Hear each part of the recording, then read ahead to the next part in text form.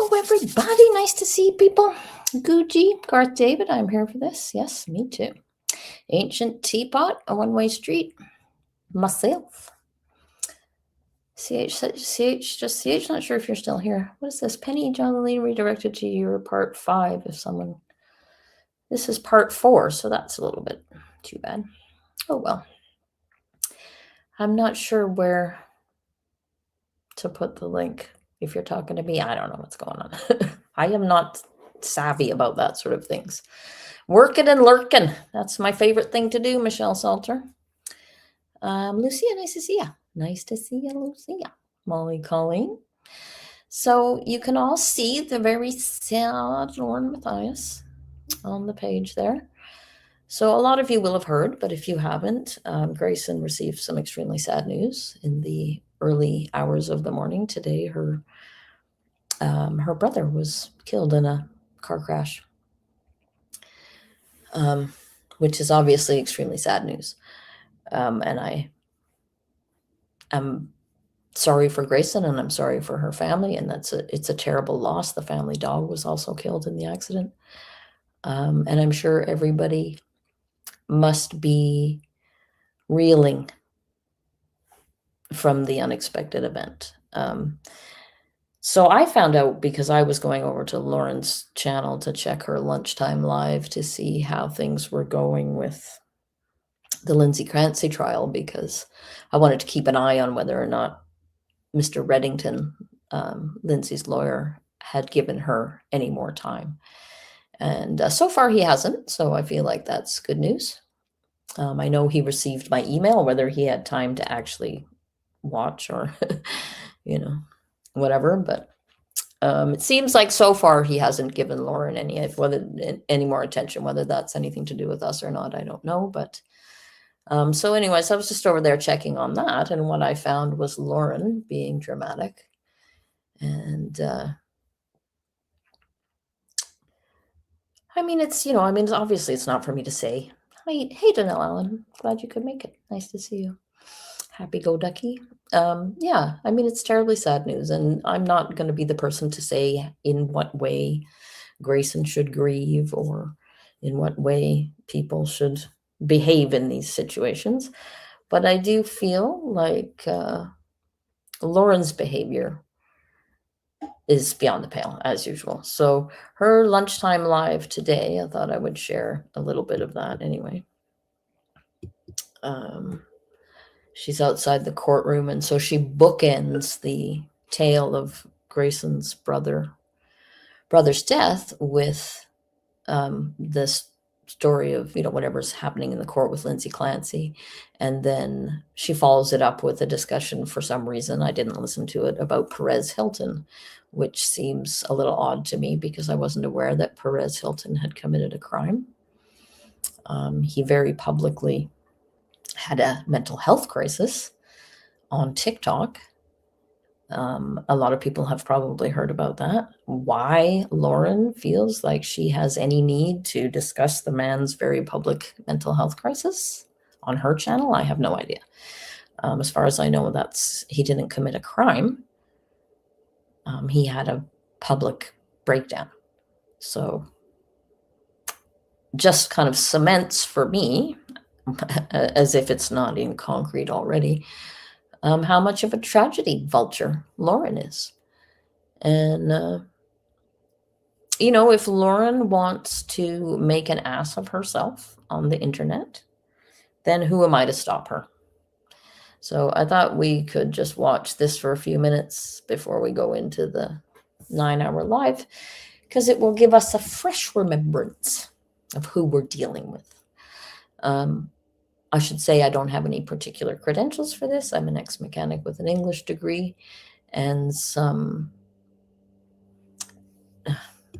Right, of course Trisha's talking about it too, sorry. And some experience of toxic people, kind of self-educated in that area. These are just my opinions. We're just here for kind of entertainment. If you want to support the channel, there's multiple ways of doing that.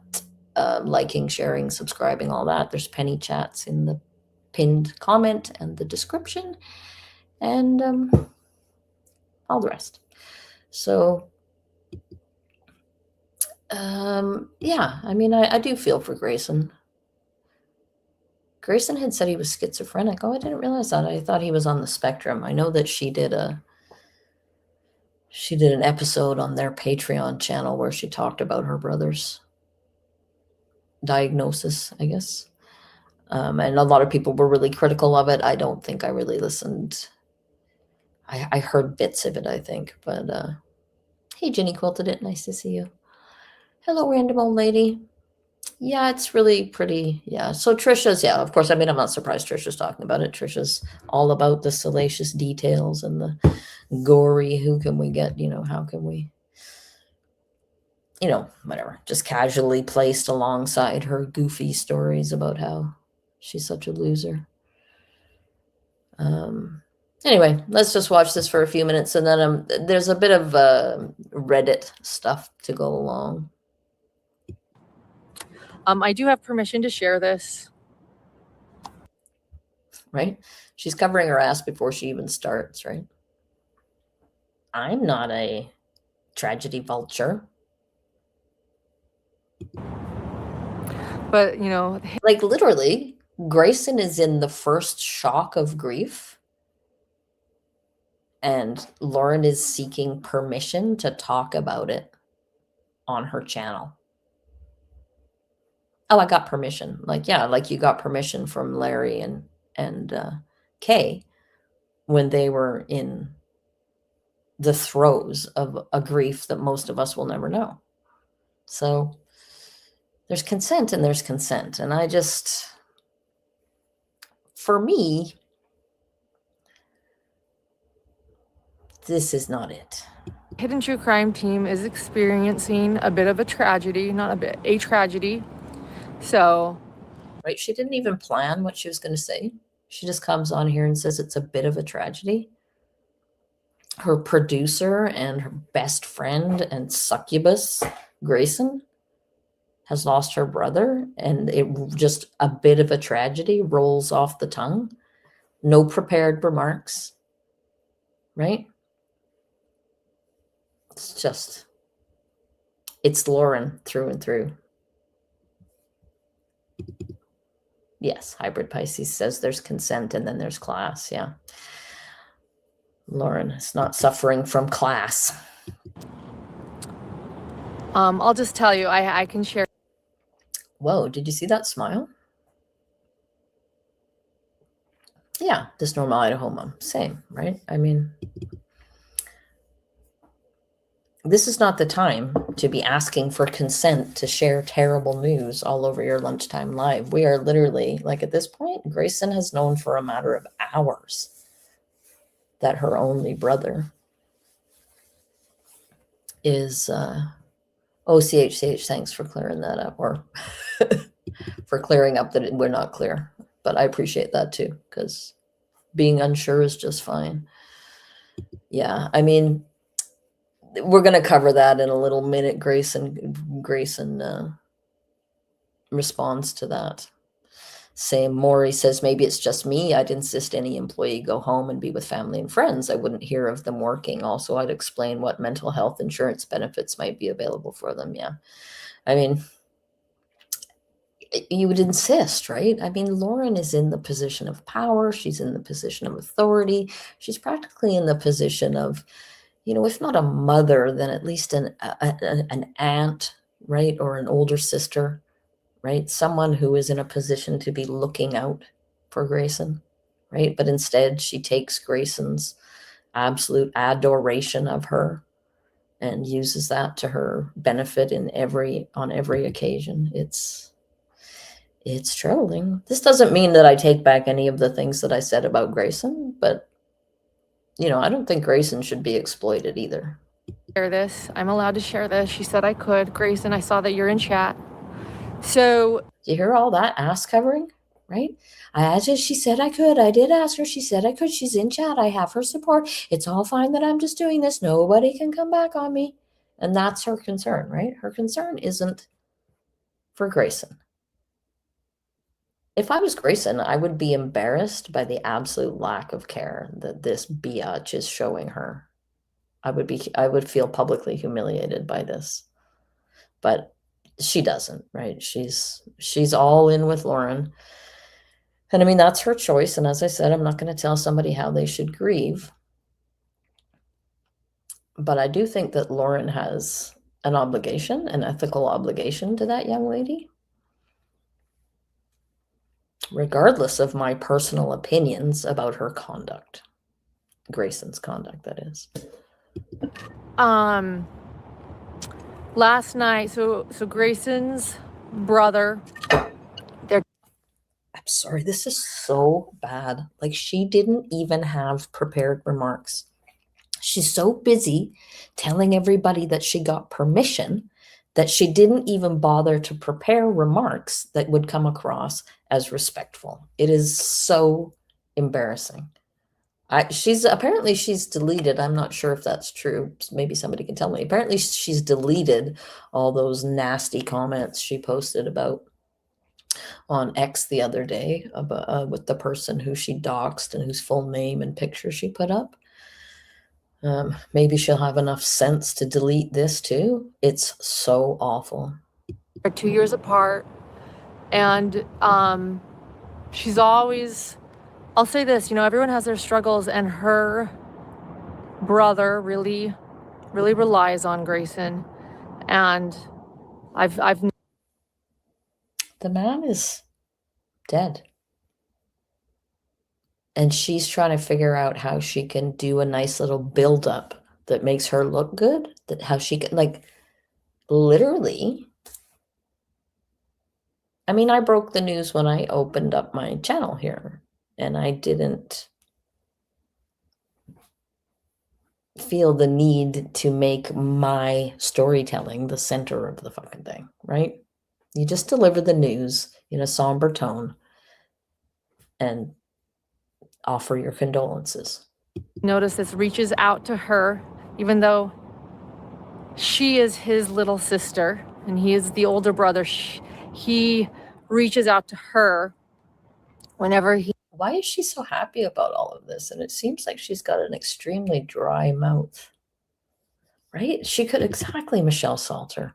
She could have waited to announce this later this evening in a polished announcement. Well, I mean, part of it is a brag, a humble brag, right? That's coming up, the humble brag about that's just how we are at HTC. The show must go on. Hi, Crusha. I am practicing not calling you difficult research, Crusha. I have no idea if that's your preference, but anyway. She turns it into the next HTC product. Exactly. And that's what she's focused on rather than making a respectful announcement of Grayson's lost. He needs help, and she is always willing to help him. And last night he called her looking for that help. He was on his way somewhere and all of a sudden realized that where he was going was 90 degrees. And he realized he couldn't leave their family dog Chesney in the car, and asked Grayson what he should do. I mean, just little things like that, just help me. She's trying to make a heartwarming story out of a death announcement. I can't. And she's doing it so that you can go, oh, isn't she amazing?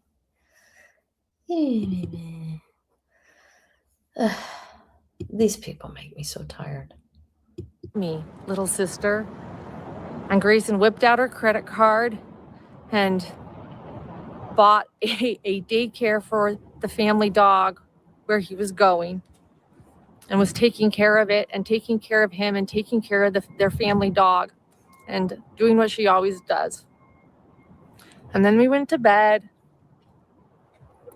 and right, Bruce the Moose is in the house. Why does everybody watching her live stream need to know about the details of this event? Why even mention it? Just give the kid a week off, right? It's extremely common sense. Nobody that I have spoken to or come across so far in this conversation has said anything other than that. Like, not yet, Lucy. It's coming. The trembling lip. It's okay, Bubby. I think it's just the neighbors. It's just the neighbors. Attaboy. what was a dream at first, or I felt like it was alarm, I realized. Yeah, Lauren thought it was a dream. She thought it was a dream. But then it was her phone ringing. Oh, Lauren was a key player in the finding out. Was my phone ringing in the barely, it felt like the middle of the night. It was just before 5, and I looked in, it was her family member calling my phone, so I knew something was wrong. And I picked it up, and they said they need. She's getting sad because she's talking about her finding out, right? She always gets sad when it's about her. Needed to talk to my producer, Grayson, and I gave her the phone, and her brother, just shortly after they called, was in a car accident with their dog, and they were both killed. And she is not doing okay. She's not doing okay, but we're working anyway. Yeah, she won't delete this. She has 11,000 views. Yeah, let's have a look. 11,000 views. Exactly. Right? That's why she's here. She's here for the clicks. Why would she be okay? Yeah, exactly. Well, Lauren was okay. She just carried on to the trial. Well, I was with her, and I ended up taking her to the emergency room, and she was in a much better place, and we were working through this together. She was in a much better place, so that was good. After she took her to the emergency room, so she's okay now. I think at this point it had been 7 hours. So, This tragedy together, and we decided together that we were going to keep working because that's what we do. That's what Hidden True Crime does. I do feel that they deserve a "we go to work even though our brothers just died" award. I do feel. I do. Yes, Michelle DeMattis. Yes, Grayson received the extremely sad news at like 5 o'clock in the morning today that her brother and the family dog were killed, both killed in a car crash. And Lauren assured us before launching into her extremely touching story that she has permission to talk about this. She has permission to tell everybody. Grayson's in the chat, so obviously it's okay. So now she's getting some clicks. She started out talking about the extremely tragic situation with Lindsay Clancy, and after she finishes this, she's going to move on to talking about Perez Hilton, who, as far as I know, committed no crime. So, fun with tragedy pimp Lauren. By that I mean Lauren and Grayson, You see that smile? Well, that's what hidden crime does. That's what hidden crime does. Although interesting, right? I do want to clip that because I believe that there's a part of their declaration where they claim that they were incapacitated and could not function in their daily lives before, but apparently now they're fine. Cope with things through working. So yes, it will. We're working today. They cope with things through working. That's how they cope, right? That's how they cope. But we're also being gentle with everything, and if something changes, things will change. We'll let you know. We're not going to. What does she mean if things change? Like, what could change? Does she mean, maybe she means not working? Okay, that kind of makes sense. My grandma's always awful, LOL, dreadful Penny too. I cringe when I send a chat and I know it's all mucked up. It's like I'm like, so she's correcting my grammar in her mind right now. I just do it automatically. It's not personal. I'm one of those people. Not your fault. I've been Sometimes I do it on purpose to piss people off, and sometimes I try to bite my tongue. And sometimes I just think I'm funny. Work because we feel like we have to. Don't worry. We're taking things hour by hour, and whatever needs to happen. Lauren is. We're taking things hour by hour. Me and Lauren. Me and Grayson. Lauren and Grayson together. Lauren is devastated. I don't know if you can tell by all the smiling she keeps doing. She's laughing through her tears. Needs to happen. And I just wanted everyone to know that Grayson is an incredible human being and woman, and she has been through a lot, more than people know. And more than people know, right? People don't know behind the scenes how much she's been through. They don't know. Even though I gather she's a bit of a trauma dumper inappropriately with people she doesn't know very well, but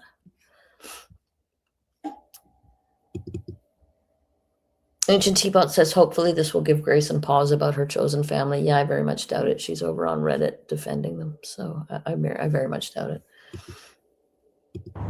This last year has been really difficult too. And oh, yeah, right. I mean, why not?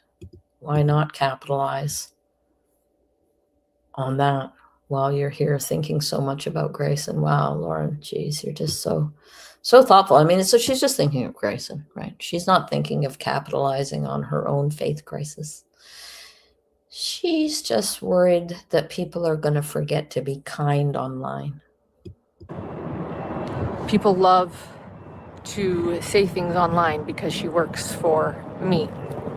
It's true. But it's actually not because she works for you. Actually, it's not true, Lauren, yeah. It's not because she works for you. It's because she's a lying sack of lies who lies and tried to get people put in jail and was in there like a dirty shirt with all the great suggestions about who had the most to lose. So, I mean, working for you, she did those things, but it's not, you know. Again, you're mischaracterizing things to make yourself look like a victim when this is Grayson's moment, you dumb bimbo. About her, and they have no idea who she is and what she has accomplished and what she has been through and her strength. So tell us what she's accomplished. Tell us. Do tell us, Lauren. Tell us what she's accomplished. She's managed to make herself one of the most hated women in the true crime community. That's a pretty good accomplishment. She's managed to insinuate herself in your gross little family unit for some reason and make herself indispensable to you. She has managed to get you to turn over 6 years worth of your private messages to her so that she could read them all.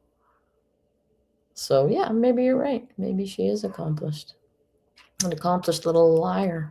I have a request for everyone. Yeah, that's a great way to put it. Just me. Just me says this is Lauren's pain by proxy. Yeah. Do we have proof this really happened? I mean, I would hesitate to say it didn't happen. Even these people can't be that. I mean, they could, but they're very public. It's not like we wouldn't find out. I think we all know a little bit about what happened to a well-known influencer last night too. Perez Hilton, that affected me. I learned about. Right, that affected her. She learned about that, and now she's affected by it. Right, like what the like? Shut the fuck up.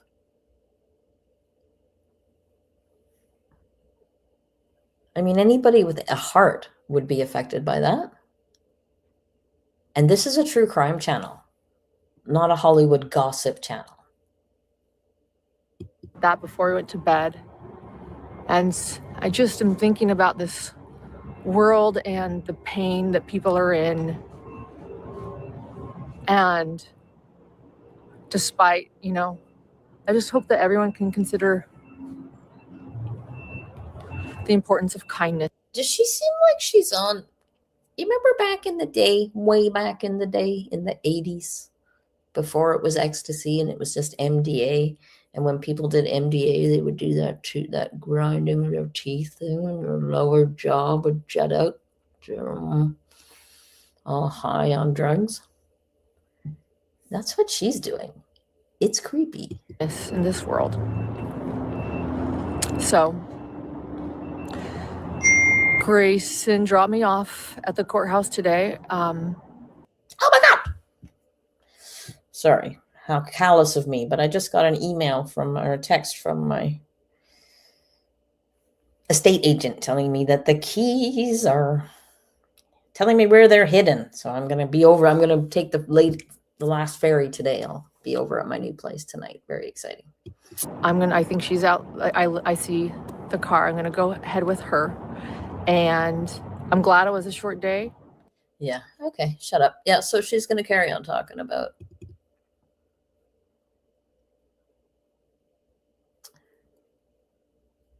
Oh, God. So Difficult Research says, I cruised by Turtle Boy Live and read a few comments from a few moral crusaders going on about how TB and Christina can't wait since Grayson's brother died. I'm like, oh, please.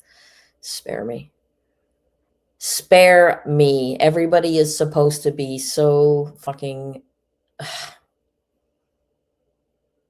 Fuck these people. It wasn't MDMA. We just called it was just MDA in the 80s. Then MDMA, I think, was like the next step. And then it was ecstasy. But it was just MDA. I am so excited about my new place. Thank you, Krusha. Yeah, I can't wait to show you guys. I'm going to do a live tomorrow night. There's some new Sarah Boone stuff out. So I've got the internet guys coming tomorrow. So I am going to be able to live stream tomorrow. Hey, so I'm going to do Sarah Boone. I'm super excited. Get to show you guys my new pad.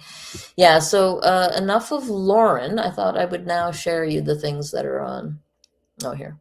Well, there's a little bit of Lauren. So honestly, guys, that's how she, again, right? Like, I mean, could you have some, like, she's addressing people about a tragedy.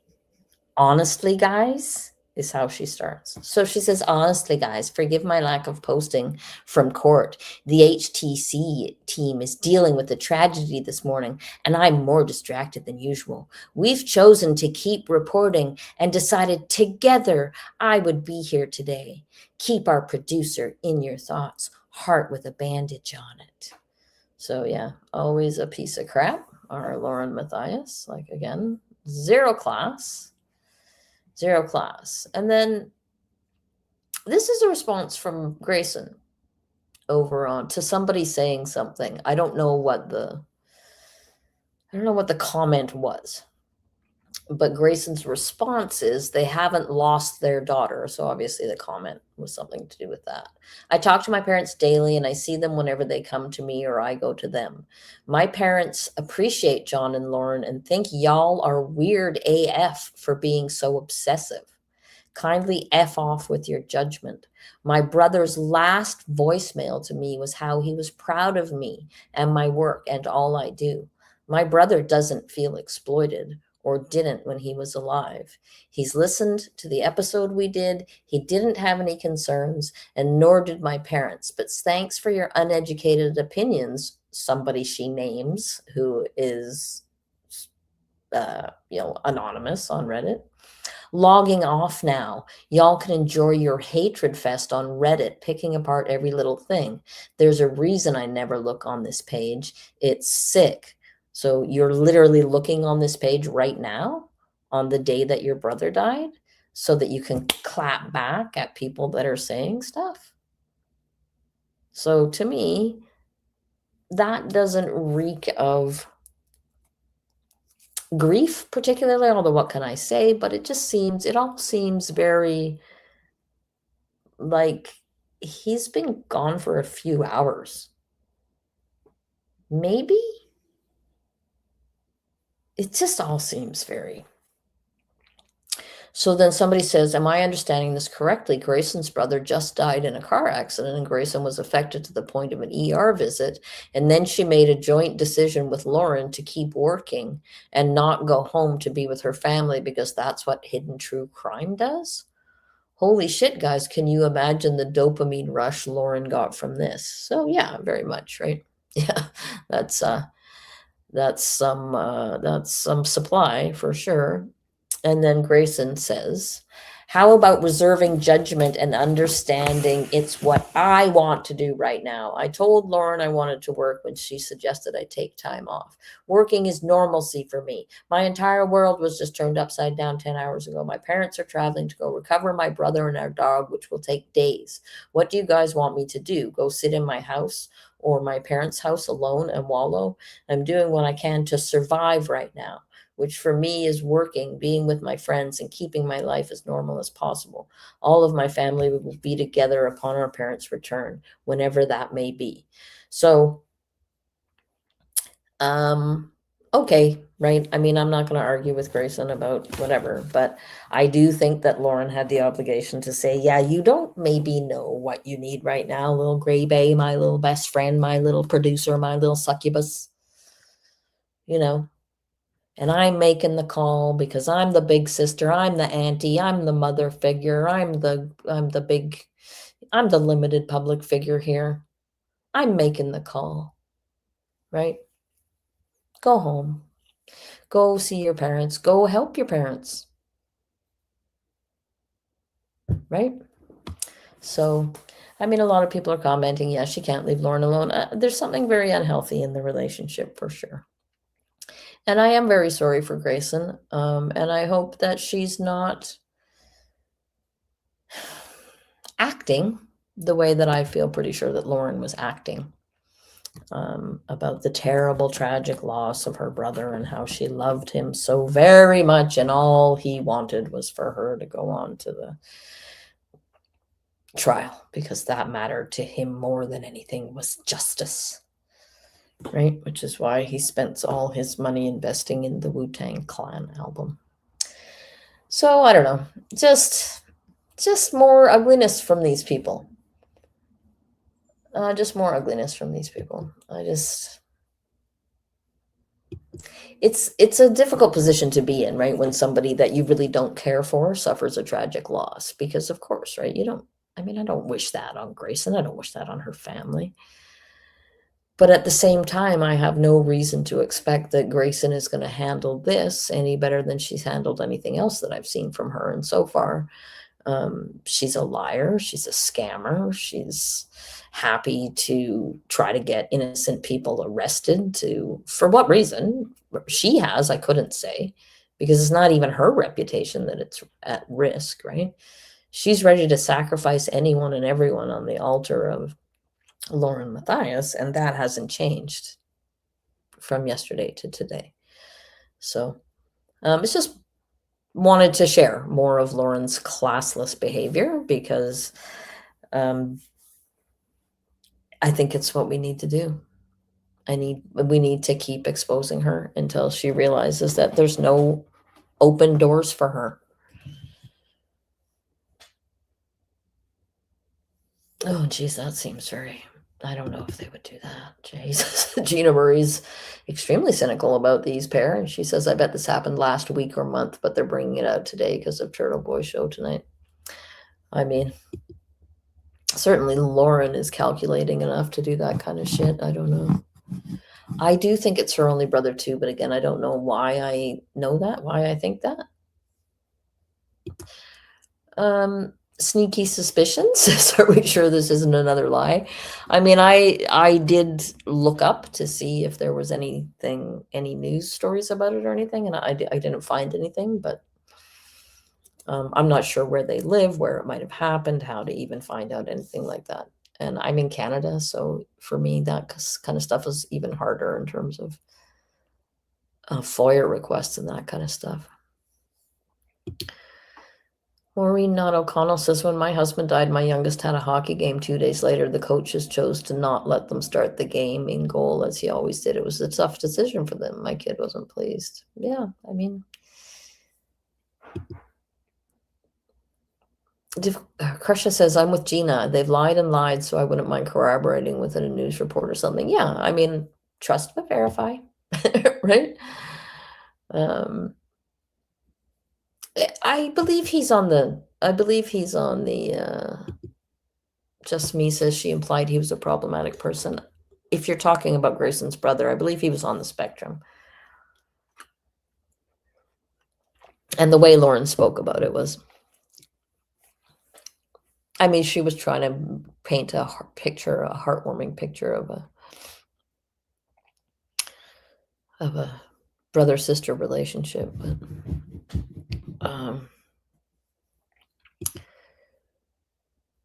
M says, has Grayson put all her eggs into the Lauren basket, so she'll just toss everything in and everyone out for Lauren? Oh, absolutely, yeah. I mean, absolutely.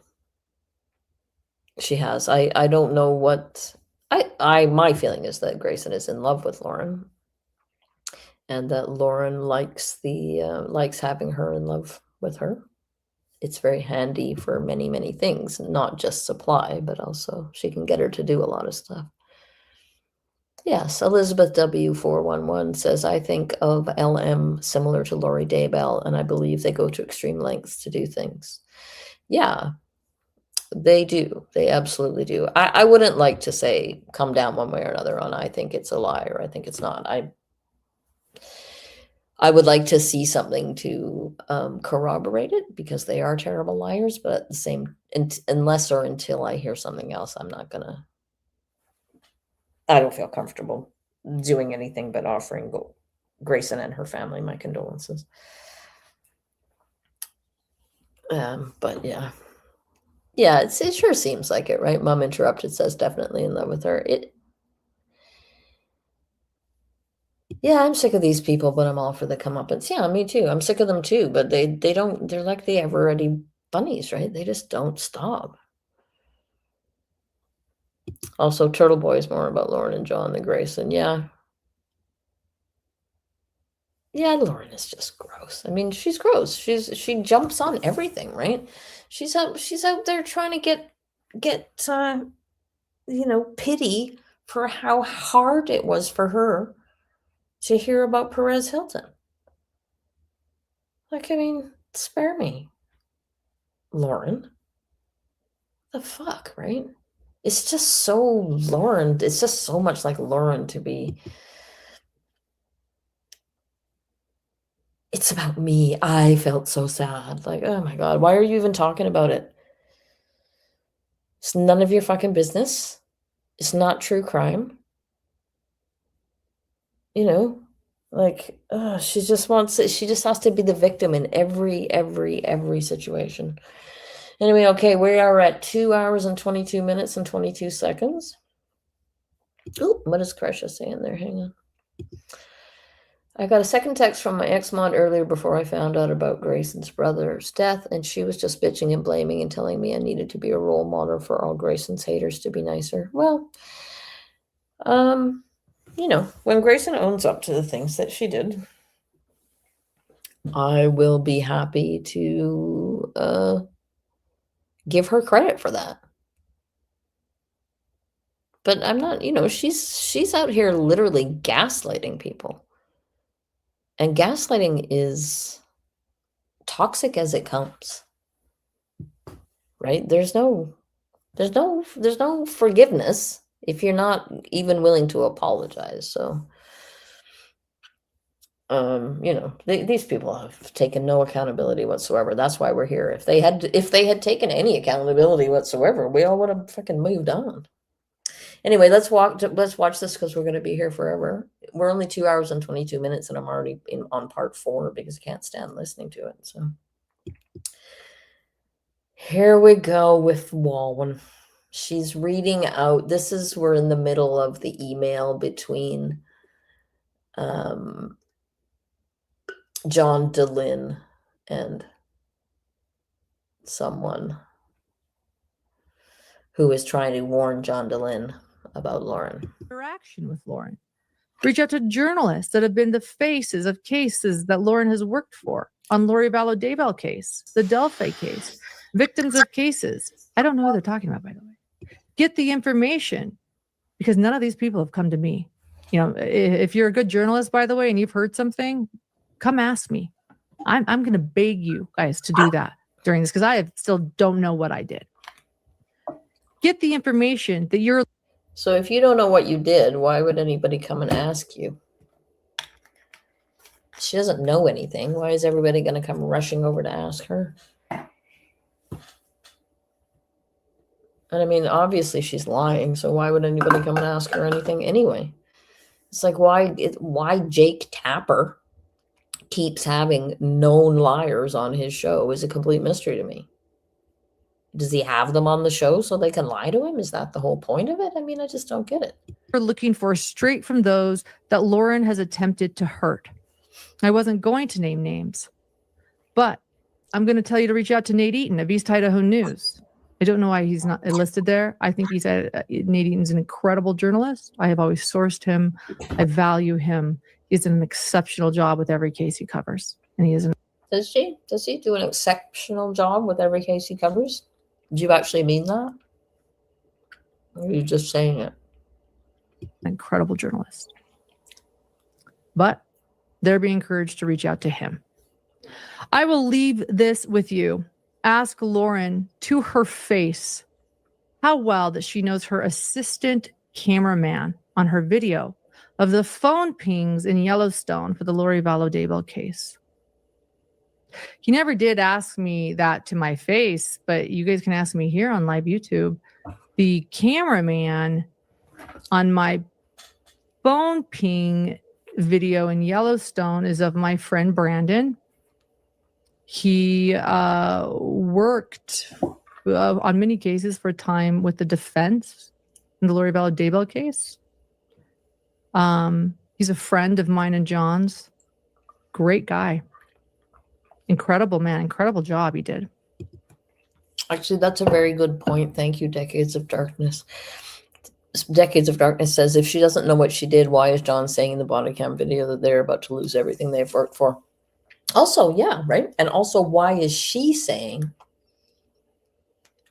right, that all of these other victims of crimes are going to be re-victimized?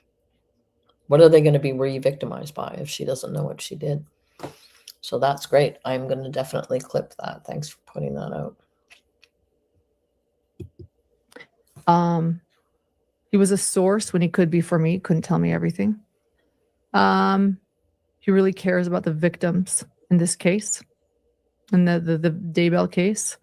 I'm not sure why that's an issue, except that I did hear that a content creator called a victim sort of imply that I was having an affair with him.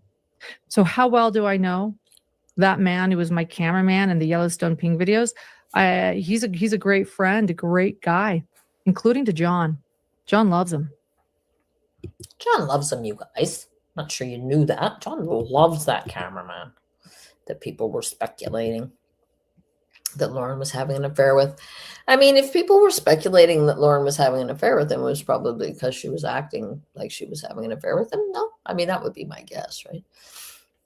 I mean, obviously people can do weird stuff and just accuse people of stuff for no reason, but Lauren's done so much shitty stuff. You don't need to make up stuff about her, right? Like, I mean, that's the whole thing. You don't need to make up stuff about her. Debbie Niner fan says, for me, watching Lauren's 9-hour live, not knowing who Christina was, I was concerned about Lauren's child because she wanted to end her life. We know what has happened to children who have unstable moms. Yeah, well, yeah, precisely. Precisely. I think most of us have our concerns about how that boy is being parented. Happy Go Ducky I Am says she trolled Nate on his platforms under other names, allegedly, not to mention she has got him to send Lori's manuscript under false pretense. I'm pretty sure he doesn't have nice things to say. Yeah, but Nate being Nate, he probably wouldn't say anything at all, would be my guess. The excellent point, Andy Copsa says, having an extramarital affair would be the least offending thing she's done. Yeah, absolutely, right? I mean, my God. But they like to act like people having extramarital affairs is terrible, right? I mean, Lauren wants to be the perfect Mormon, so she can't have anyone thinking that her perfect image has been sullied by, extramarital canoodling. And he was a source for us. That's it. I don't know. Oh my God, Crusha. What else there is? Oh, shut up, Lauren. God. Crusha says, I did officially name my second channel True Crime is True last week. Just have to upload cover photos on a new profile. That's amazing. Oh my God. I love you, Crusha. I love people's commitment to all of this. Commitment to the bit. There is to this. There you go. To my face. That's it. Okay, and there's one more message. Oh, let's hear it. Yeah, I know. Oh, and then one more message. Reach out to Bob Motta and Andrea Burkhart too. I don't know what's going on, guys. I don't know what. Yeah, she does though. I've seen the stuff she said about Andrea Burkhart. I don't remember the Bob Motta stuff, and I don't exactly know who Bob Motta is. There is some stuff in this that is a complete mystery to me, and this is part of that. What I've done. I don't know what's going on. I don't know why these three people have been mentioned. I don't know. Yes. I don't know. You. I'm going to say this. If any journalist does know, reach out to me and ask me. Yeah, but when people reach out to you and leave you voicemails, you label those voicemails threatening voicemail, and then you post them all over the interwebs. So why would anybody ever reach out to you for anything when you're a histrionic bitch to them when they do that? Same shit you pulled with Janice when she reached out to you in person. Hey, Lauren, I would like to talk to you, right? Same thing that Liz said. Hey, Lauren, I would like to talk to you. And tell me. I am in the middle of making a clipped video of all of her. Why won't anybody reach out to me? Combined with all of the people who reached out to her and her calling them stalkers and bullies and threatening. I don't know what's going on. Oh, Bob Motta was part of the Delphi trial. That's right. Oh, okay. She knows exactly what's going on. Oh, yeah. People have very plainly told her about the Delphi case, right? That she, as far as I understand it, they literally misrepresented evidence to make it seem like the prosecution had a stronger case than they did. That's how I understand it. So,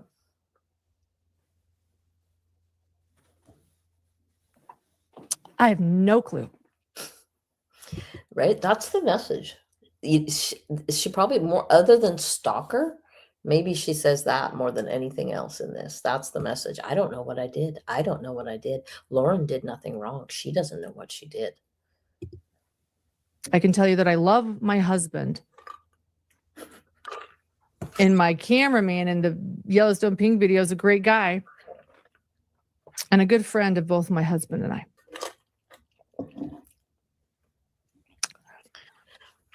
It's just so weird. What? Oh, really? Bob Motta and Andrew B., who went to the ends of the earth to say that Richard Allen is innocent. Okay, right. So, like, right? People who believe that Richard Allen's innocent are legion, as far as I know. So, Troublemaker Baker is trying to make it seem like there's no there with the Richard Allen is innocent thing. And in my opinion, there's quite a bit of there. Yeah. I respect their Bob Motta and Andrea Burkhart were at the trial in Delphi with me covering it. They worked just as hard as I did, if not harder. I still don't know how. Oh my God, I've just realized partly why this is just making my blood boil today is because it's just on normal speed.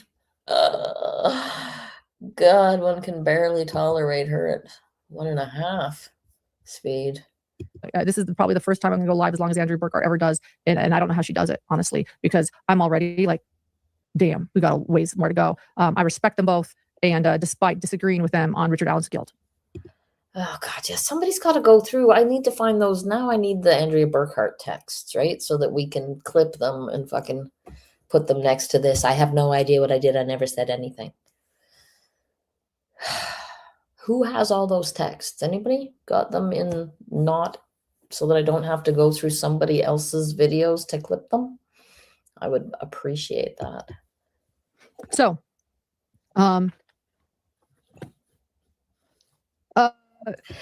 I saw some texts. Are you Sunny now? I was asking about her and Andrea Burkhart. I saw some text just where she was trashing Andrea Burkhart, and I don't recall honestly if she was doing it under a fake name or what. But okay, where was I? This is a more okay eye contact. Oh yeah, here we go. Okay, we'll start zooming through these. The horrible things I've done. John Dehlin email on July 23rd, 2025. I was in Boise, Idaho, working and reporting at the Brian Kohberger sentencing. Prior to the press conference, I was looking for a seat. There were not many seats at the Brian Kohberger sentencing, only 2 rows of seats because most people were standing. But there was one row that was open to Lindsay, my former producer, and a close friend of the stalker. Stalker was not there. And there was another, Lori was there in another seat. Shut up. Andy Copsa says, it's what happened at the trial, the taking of Bob's seats, trying to get close to Mrs. Allen via Bob and lying about being in Delphi when she actually wasn't. Okay, thank you. Thank you. Hey, Bob Kirsten, thank you. Nice to see you. Glad you could make it. Thank you. Yes, it does. There's so many moving pieces in this thing. I'm always a little hazy on some of the details. Kind of away. And then a woman named Sarah, who also appears on the TikTok. I don't know Sarah, but she appears on this TikTok channel in both video and comments. Oh my God. She appears on the TikTok channel. Very scary. Very scary. And so I, looking for a seat, needing a seat, I asked Lindsay if the seat was available next to her. And a woman named Lori, also one of my stalker's friend, screamed at me to not talk to Lindsay. That's Dental Lori, and to characterize Dental Lori as screaming at anybody is, to my mind, absolutely fucking ridiculous. And in fact, Dental Lori is the one that I was trying to have a dinner video. The people that approach the table are Sarah Crossbody and Dental Lori. And Dental Lori is the one who is speaking for the most part. At the end, you get Sarah Crossbody saying, of course you know me, you wanted me to do your lashes or whatever. All that stuff. But prior to that, it was Dental Lori, and Dental Lori was speaking very calmly. Please leave our friend alone. The dinner. Yes, that's how you spell it. She was trying to have a dinner. She was a total Eeyore in that video. But anyway, Dental Lori, I can't imagine Dental Lori literally screaming at anybody, let alone in a courtroom, right? It's ridiculous. And why? Lauren had already sent, just for people who don't know, Lauren had sent Lindsay a cease and desist. And I know she says that, but part of what's in that cease and desist is telling her not to contact or speak to or have any communication with Lauren. So my question to Lauren in this situation is like, well, what if she had spoken to you in that situation? Would you have then tried to, go further with your threats? Because, you guys had said that there would be legal action if she didn't do all those things. So then coming up to speak to her is actually quite abusive, as if the cease and desist wasn't abusive enough in the first place, because it was frivolous, because she wasn't doing anything illegal or defamatory. Sorry. I stand Dental Lori, and fuck these assholes for talking dirt about her. Because I had previously sent her a cease and desist. It was embarrassing in that moment in a professional setting, but I ignored it and I walked away, and I was shaken by that. Oh, she rose above. She was the professional who was putting herself in the space of someone she had just very recently sent legal threats to. So that's very professional behavior in the first place. And then she professionally walked away from that person when someone made the very obvious observation that she should go fuck herself. And I don't think they even said it in those tones at all. You know, I'm just trying to be professional in a professional setting. Right? Intimidating your victims in the courtroom is not professional in a professional setting. That's what the lawyers are supposed to do in the courtroom, not the journalists, Lauren, you dumb bimbo. During that day, myself and my producer Grayson were constantly filmed by my stalker's group of friends. The word is me and my producer. Actually, it should be my producer and I were filmed, because you would say I was filmed. You would not say myself was filmed. So you just take Grayson out of it, and then what you would say is I was filmed, not myself. You dumb bimbo. Pretending that you're more fancy pants than you are. Which included people I mentioned. Janice was also there, Lori, and this Sarah girl who appears, again, I don't know. Sarah Crossbody was there. They were all there. All those people were there. They were all there. It's called proof. They were there.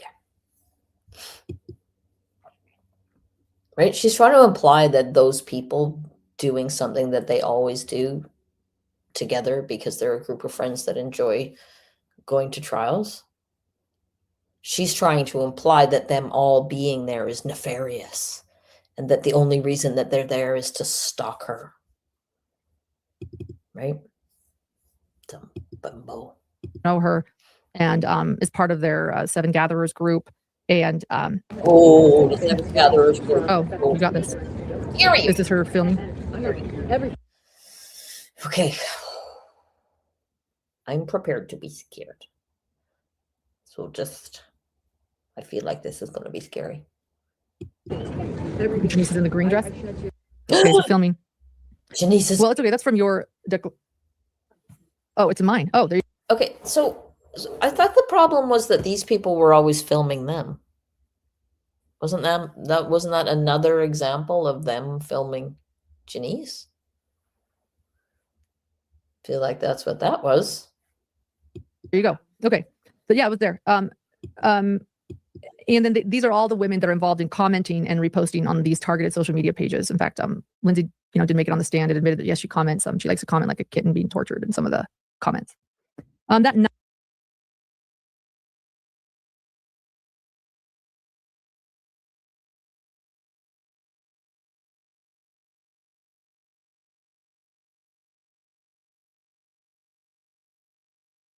night, my producer and I went to a local restaurant in Boise, Idaho, to have dinner after the sentencing. We sat outside the restaurant and were enjoying our dinner, when I noticed from outside the restaurant that Janice was once again filming me from outside the restaurant's property. I waved, she flipped me off. I'm like, here we go again. And because of our history, I turned my...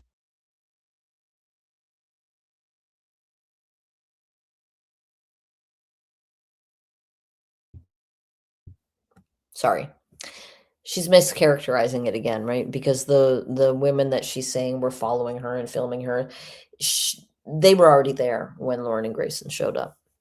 So she's trying to act like she was there, and then Janice came up and started filming her, rather than these ladies were all at their favorite restaurant that she knew very well, and then she showed up.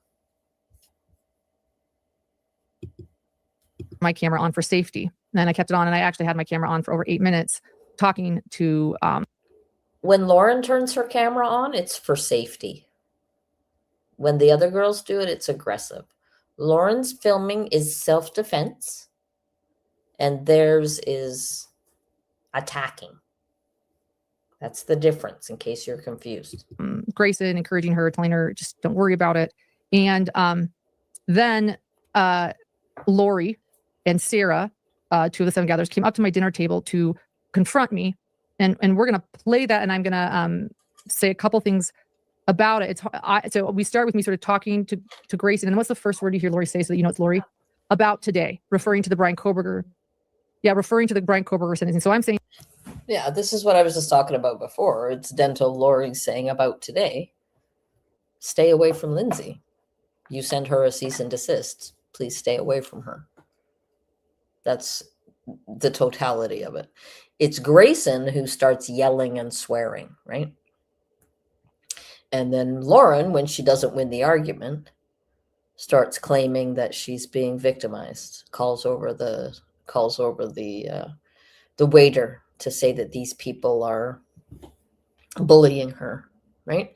They start the whole video by talking about how terrifying it is and making sure that they've got on record who the big bullies are that are coming to bully them.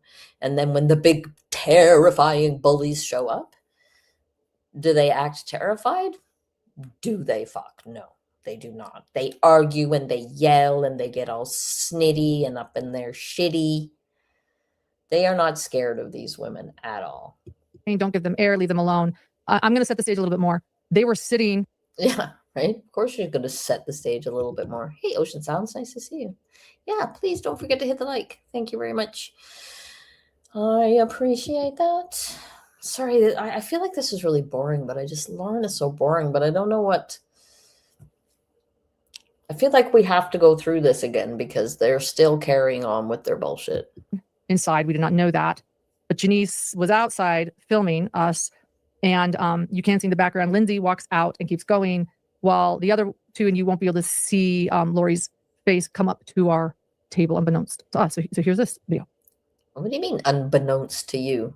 What the fuck are you even talking about? It's not only that she's a lying sack of manipulating lies, she's also dumb as fucking paste. It's such a gross combination. God. Ugh. Yes. Okay. Recording me, so I did. I just like waved, and then she proved she was kind of supposed to be off. They waved. Right? Put me off. I don't know. They waved. Don't stare. Don't stare. I do. Remember what we decided. Please do not give them air. About today? What? About today? You sent her a cease and desist. You had the cops. Christina about stuff. You shouldn't be waving at her. You shouldn't be coming, talking to her. You should be staying far away from her. So the cops have nothing to do with what I. Right, again, right? So Lauren doesn't just go, okay, I'll stay away from her. I'm so terrified. Oh my goodness, yes, I will stay away from her. Instead, she goes, the cops have nothing to do with that, and I had every right to phone the cops. So this is her not giving them any air and being terrified of them, in case you missed that.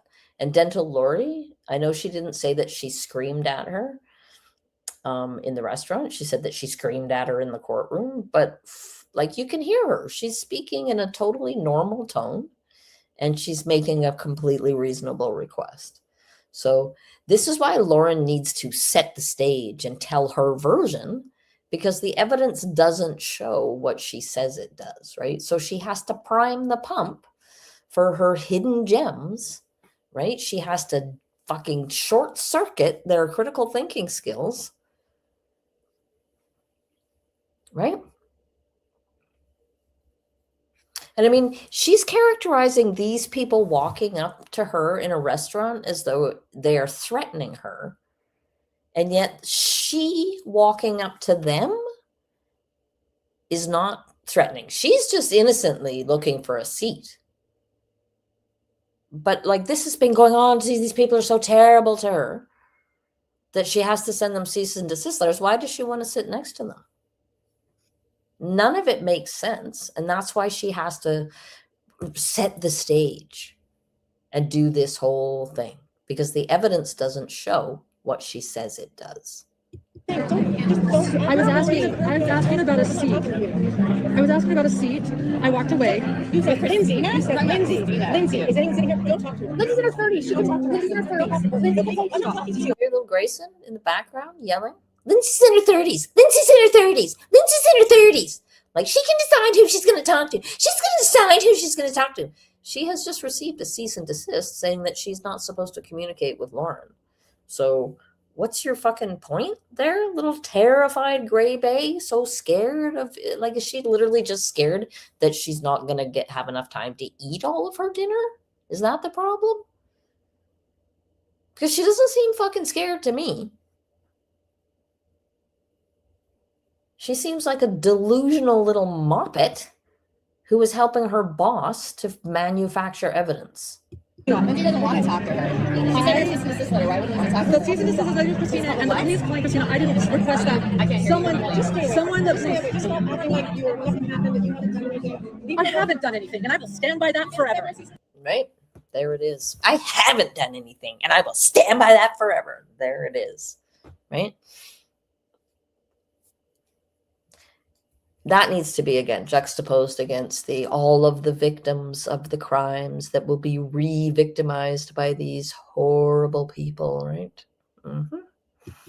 Yeah, it has nothing to do with you guys. It has nothing to do with this. Friends, and we will back her up till the A cease and desist is a legal business. It has nothing to do with you guys. You did. You in that. What did I do? You accused her of things you did. Well, What did I you do? said her cease and desist, and then What you did I do? approached her. You approached her after you A sent cease her and desist?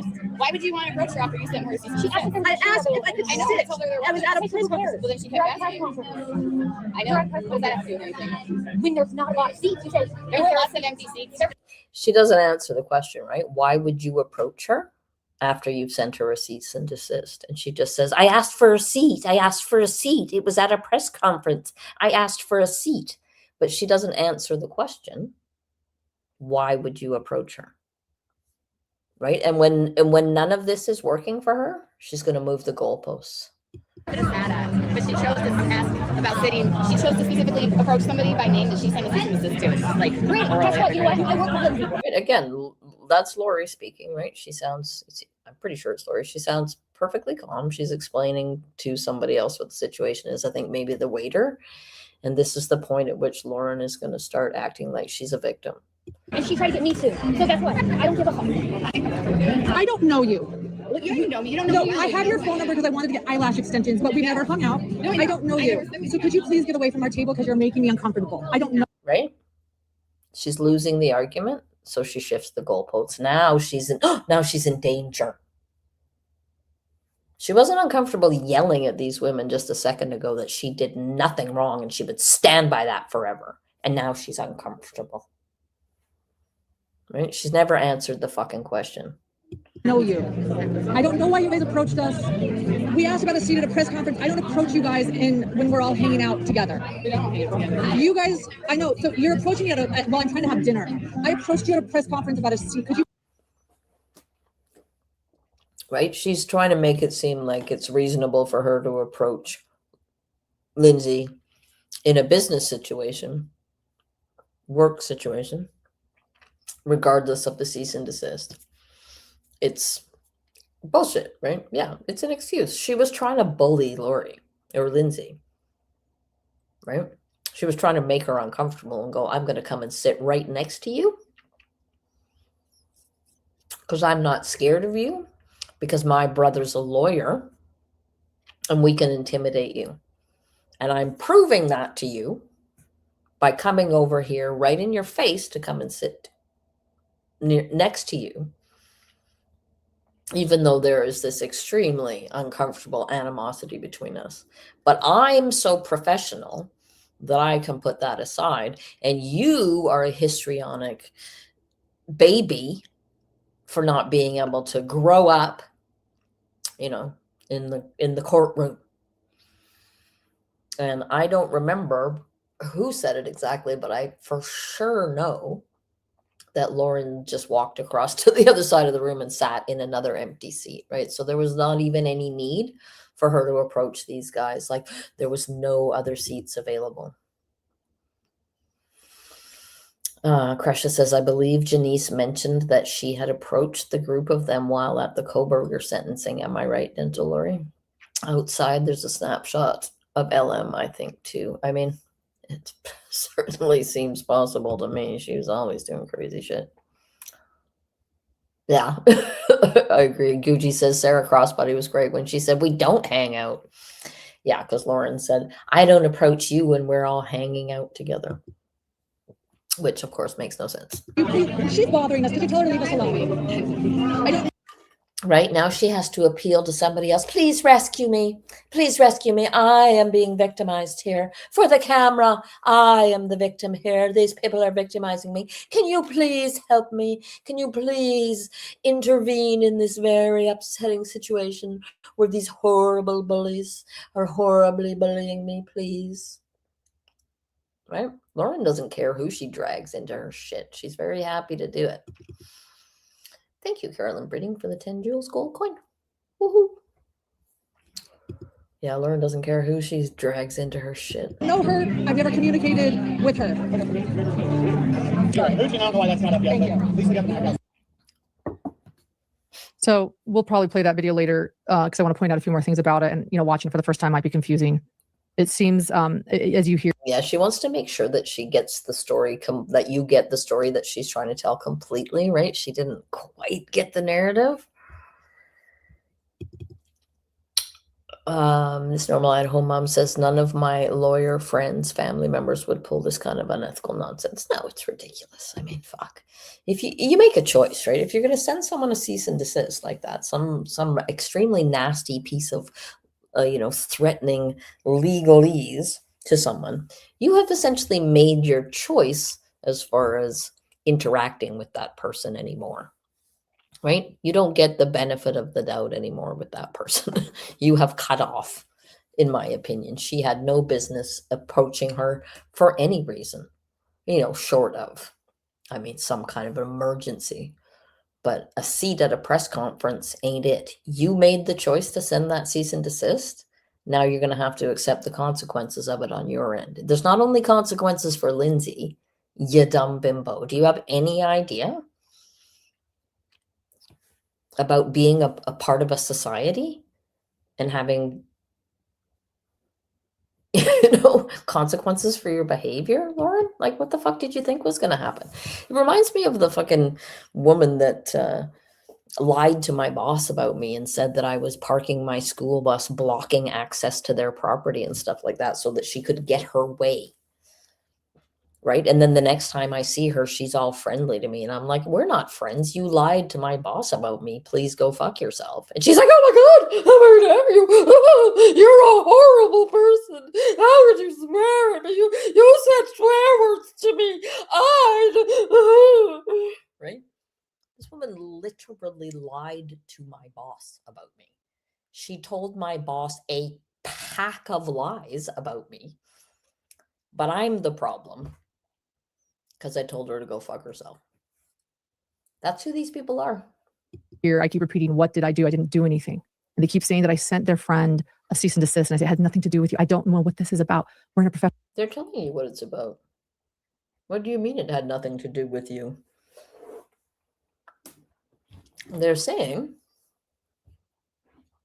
you've told their friend that she can't speak to you. So they are speaking to you on her behalf.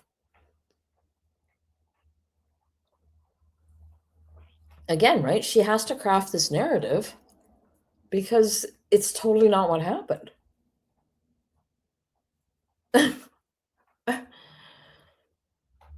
Lauren's the only one who's allowed to orchestrate what people can and can't do, right? Nobody else. Professional setting, they came up. You see, actually, Janice filming in the background at one point. I don't understand. You guys see Janice filming in the background of my recording her and her friends. Okay, Lauren, that makes a lot of sense. don't understand. I don't understand. I want these people. You're an idiot, though. I mean, you do understand, first of all, but I mean, the fact that you fail to understand so many other things is because you're an idiot. You're an idiot pretending to intelligence, pretending to education, pretending to ethics, pretending to a standing in the community that you don't have, that you didn't earn, that you don't deserve. And you don't understand, Lauren. You don't understand shit. And it is increasingly obvious. Right in front of our face, literally in the last couple of days, you have shown your entire ass on X with your nasty doxing, of somebody who trolled you because you're so fucking thin-skinned you can't even handle somebody trolling you. You have to go out and have a big fucking embarrassing hissy fit and dehumanize them to all of your followers. And then today, with your desperation to get clicks over the tragedy that has occurred in Grayson's family. And whether Grayson gave you permission or not, there is still an entire family who is grieving the loss of a son, a cousin, a brother, a nephew, a grandchild. Oh, but Lauren's okay. Grayson said I could. Grayson said I could. You don't understand shit, you dumb bimbo. To leave me alone. I want to. She wants them to leave her alone, yeah. Right, but she wants to be able to approach them, right? Them coming up and saying, leave Lindsay alone is how very dare they, right? But her doing this, I just want to be left alone. Like, how fucking stupid are your gems? Maybe not stupid, maybe conditioned. You know, she does a pretty good job of fucking controlling the narrative. Like, but to me, this is straight up insane. Lori walked up today to the table and said, about today, leave Lori alone. And she's over here crying, I just want to be left alone. It's so unfair. Be able to report at trials and have things be normal and mature. And I will say this. I very much doubt that anything in Lauren's life will ever be normal and mature. Yeah, I don't know what that conversation is. I'll back out of that. God, these people are exhausting. They're exhausting. I was a broadcast reporter for 10 years before I was a YouTuber. I would go on location everywhere. She was a broadcast reporter for 10 years, guys. She went on location everywhere. Apples! Sorry, excuse me. Do not torment people in their yard. He's not listening to me. We're at my sister's house and he is completely incensed that the neighbors exist and that sometimes they come outside. Never experienced this. I don't know why they keep coming up to me, why they are filming me, why they are harassing me. I will point this out too. Grayson asked me to make. Again, we're going to have to clip that with the, if this gets out, our whole, whatever, what did he call it? Is going down the tubes. It's clear when she was talking about something. She and my ex-producer, Lindsay, did used to work together. So there is a previous situation with them. It has nothing to do with me. So there's that. It's true crime world is small. So, Lauren's using her serious presenter's voice. So you are to understand that things are very serious and she has a deep understanding. Apple's calling BS on all of this and the neighbors. He's calling BS on the existence of neighbors. Apples! Please come inside now. Okay, I'm going to let it play and go fetch him. He's not listening. Little beast. You know, so it was all of them. Said her name again. Again, I just want to point out, she makes her name very, very public. It is my choice to not share her name. I don't want to share her name. If I do, I'm sorry. Please don't do anything to her, please. I would like to refer to her as my stalker at this time. If I make a mistake, please ignore it. But she does make her name very clear and well known publicly. So I turned on my camera for safety, and shortly after that, Lori and Sarah came up to my dinner table confronting me. Janice continued to film the confrontation from outside the restaurant. Yeah, so I turned on my camera for safety, and they turned on their cameras for cruelty. So just saying, moving on. The waiter came over as Lori walked away while Sarah continued her confrontation. And again, yeah, the cease and desist has nothing to do with them in at all. The cease and desist, they're coming over to talk to you because you sent their friend a cease and desist, and in that cease and desist it said she wasn't to communicate with you. Do you understand it yet? Right, HMS Gen X lady? How very dare they build a house next door to you? does not seem right. Interestingly enough, in Lindsay's declaration to this response, she said that she believed the cease and desist was given to her because I was friends with the stalker. It's very confusing that because Lindsay was Very confusing. I don't know if you noticed if she screws up her face like that. Like, wow, that is just so fucked up. That's just so fucked up. And also, she said something about Christina is really big about getting her name all out there, but like I never fucking heard of Christina. Never once in any nothing. Nada, zip, zero, zilch, nothing.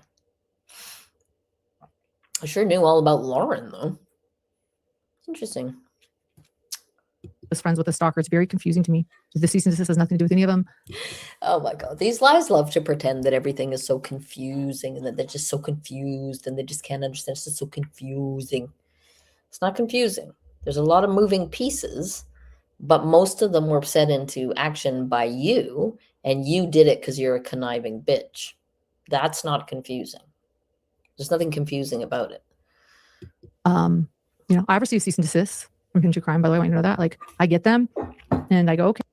Why do you get them? She's, oh, it's just a part of normal business. Like, I get cease and desists all the time. And I'm like, okay. And I just cease and I desist. So, I'm just saying, like, I mean, it's completely a normal part of being a piece of shit. Maybe you guys don't know that. But, yeah. Cease and desists are a regular part of being a limited public figure. So, it's not for everyone. Not for everyone. Hello, indelible blue. Yes. Okay, check. I received one a few months ago from a family of a case I've been talking about. They asked me to stop talking about something in particular. I was like, okay, I've stopped. Anyway. And she was fine about that. She was fine. She didn't go home and have a complete meltdown and scream and cry about how it was so unfair and everybody's so mean to her. She didn't do that. That's not what happened. She just took it in her stride. She was like, that's fine. That's completely fine. I was doing the thing that they said, so I did stop. I mean, Lori wasn't doing what I said. Mine was frivolous, but still, same, guys. Same. Lori's just, or Lindsay, sorry. Lindsay's just, she's just immature. She's just a baby. She's just a big baby. This is a really big deal. I kept saying, what did I do? And they're like, you sent our friend to cease and desist. I still don't know what I've done. I just know that.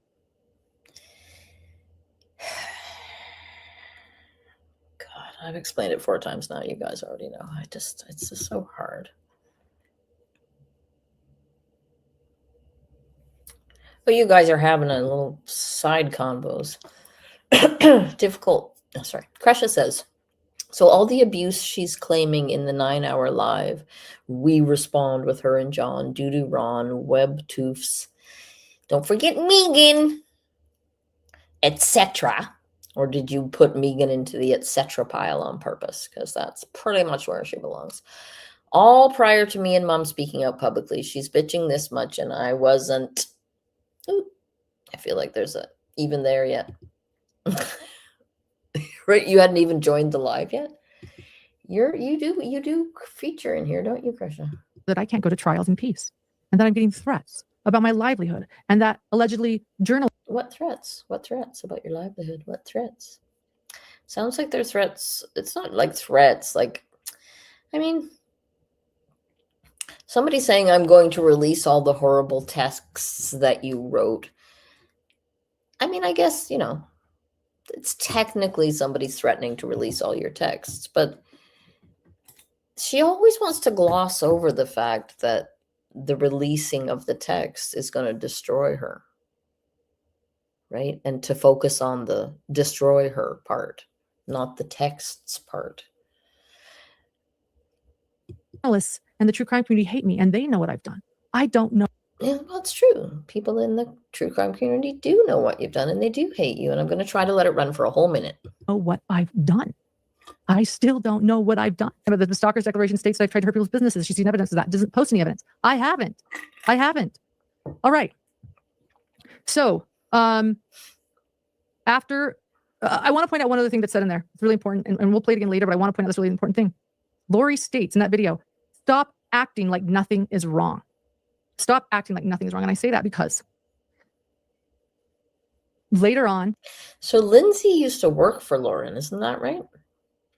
isn't sending somebody who used to work for you a cease and desist? Couldn't you characterize that as something's wrong? I mean, I certainly would. So Lauren is very intent on acting like a cease and desist is like a Zoom invitation, right? That it's just like that common. In other places, including the declarations, they claim that I'm harassing them. Yet I'm sitting there saying, don't give them air, gray rock them. Don't talk about this. You've never seen. Right. Yeah, I'm sitting here manufacturing evidence. And then when they come up, I give them all the oxygen, I give them all the air, I yell at them, I argue with them. And then when that doesn't work, I call somebody over to kick them out. She's manufacturing evidence right in front of our faces here, right? We do a live. You guys had no idea this was even happening, did you? And they're even saying, stop acting like nothing's wrong. I haven't done anything. Like, I think that's really telling. I haven't done anything. They're like almost angry that I haven't reacted at all, that I'm living my life, that I won't do anything. So, do we want to show how the stalker, well, let's see. Okay. After leaving, okay, no, this is important. So the waiter comes over and Lori walks away while Sarah continues her confrontation. After they leave the restaurant, where it turns out we were all eating, unbeknownst to us, we never went inside the restaurant. We never saw that they were there. After leaving the restaurant, they walked to the restaurant across. Okay, according to the girls in the restaurant, you have to go in the restaurant to announce that you're there and you need a table. And they were sitting in the eye line of Lauren and Grayson, who would have seen that they were there. Also, they knew already that this was their favorite restaurant. So if they were trying to avoid these people, it would have been very easy to do so.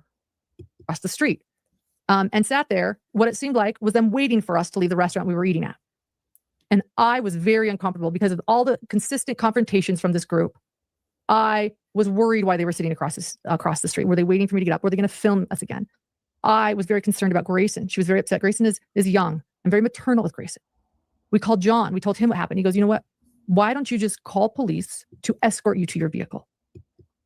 Gonna have to clip the I am very maternal with Grayson with the I am blurting out the story of Grayson's brother's death a few hours after it happened all over live YouTube. And that's what I did. As they were leaving the restaurant, they walked across the street, and both myself, we were in fear for our safety, and eventually we called the police to help escort us to our vehicle. That is why I called the police. She called the police so that she could manufacture some more evidence. I'm going to let it run until I go to the latest room. And then I have, it says, exhibit waiting. What? Oh, Ms. Charles says, I'm not trying to be funny, but Lauren, you need to try more profanity. Bullies choke on their own, I assume you meant receipts, not recipes. I know, right? It's so funny. Well, you guys heard me at the beginning. Yeah. So I think actually, honestly, okay, I'll stop there. Just to explain what happened, here's Gracie. Here am I. So I had to sit in here because this is where it is. And now, after they have dinner, they're sitting across. He felt threatened. I told him he felt threatened. They're right there. We blurred them. And now, here they all are, sitting across at a different restaurant, getting my drinks. It's Lindsay, it's Lori, and they're looking. And I feel like we can leave, and now we feel threatened. And one thing they said, we've been very drama-free all afternoon. We worked the same trial. And one thing they said as they approached our table is stop acting like nothing's wrong. We're just trying to be professional while we cover trials together. That's our waiter, and we asked him to get rid of them. And we now feel like we can't leave. It's interesting to me watching this because it's so clear that they're manufacturing evidence. To me, it's so obvious. And the live stream makes it even more clear. Like I really can't understand how people didn't see what she was doing here. And they're all sitting in there. I'm looking side eye. I don't want to look over because they're like waiting for us, and so I'm not leaving. So we're gonna wait for the other stuff with your declaration, right? Again, right? This M. Liebs person who's saying you have integrity and authenticity that is rare in this business. Like she has neither of those things. And she has neither of those things in spades. I find it so troubling, right? That people can be so snowed by someone like Lauren's mask, that it blinds them to her manipulations. Like, it's really troubling that anybody fell for this. To me, I just find it shocking.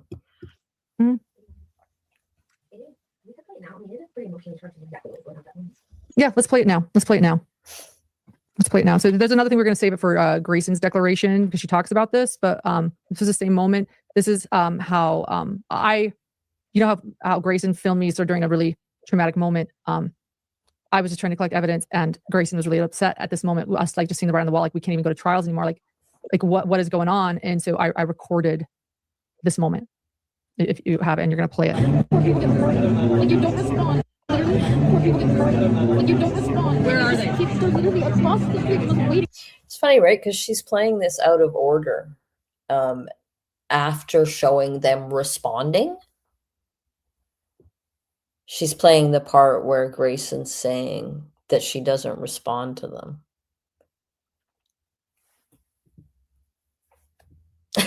So again, like, how are people not seeing that? Grayson was fucking swearing at Lori and going, I don't give a fuck, and stuff like that. So first of all, that's not responding. And second of all, that doesn't seem like the response of a frightened little wabbit. You know what I'm saying? On us to leave this restaurant.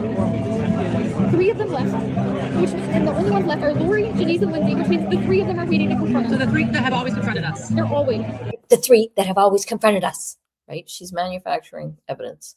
In my opinion, it was a mind control mission. She effectively controlled the narrative by employing her shock doctrine, trigger words, and dehumanizing, distancing language throughout. Yeah, Krisha. Yeah, spot on. But I mean, Jesus, I don't know.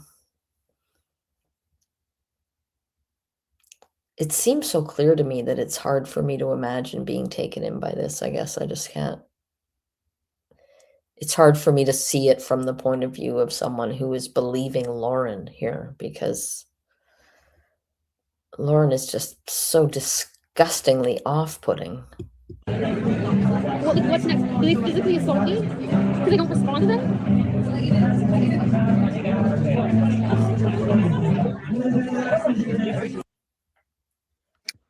So I'm literally at dinner, enjoying a dinner, and they're coming up to me. Right? She can't handle coming up and saying about today, leave Lindsay alone, but she's good to go back to work after the death of her brother. So that's interesting, because I would have thought somebody that you personally know approaching you in a public, very busy public place and speaking to you in a measured tone of voice would be less upsetting. But what do I know? And making me feel unsafe when I'm not doing anything. And I'm telling them to leave me alone. It's like, I'm not even like doing anything. It would be one thing if I was going up to them. But guess what? I stay away. All they do everywhere in public is film me. No, I know. They film me over. We just do our work. We just do So our work. what? Because we didn't answer the filming, now they confront us? What's next? This is we're in this. We see this. by the way, Grayson originally said, please, please, please do not ever show those videos. But because I showed the one at the beginning of this live, she decided to take one for the team and let me show that. So thank you, Grayson. One other question. Well, we'll get to it. Later, the stalker does a TikTok tying herself to this event despite not being here in Boise. There you are, Krisha. You're agreeing with Grayson because you think that they're actually being victimized by bullies. And fuck them for doing that to you. To that in a little bit. After hearing about everything, so I called dispatch 911. I called dispatch. I used to be a reporter in Boise too, by the way. I know how it works. And I just said, hey, it's just weird. I'm just nervous. We were just looking for an escort to our vehicle. And as we walked, and I have the whole thing recorded. She had to walk out to talk to the cop, right? So if you've seen them, when you see the body cam, like they have to come outside to the cop. So how are they? The cop didn't escort them anywhere.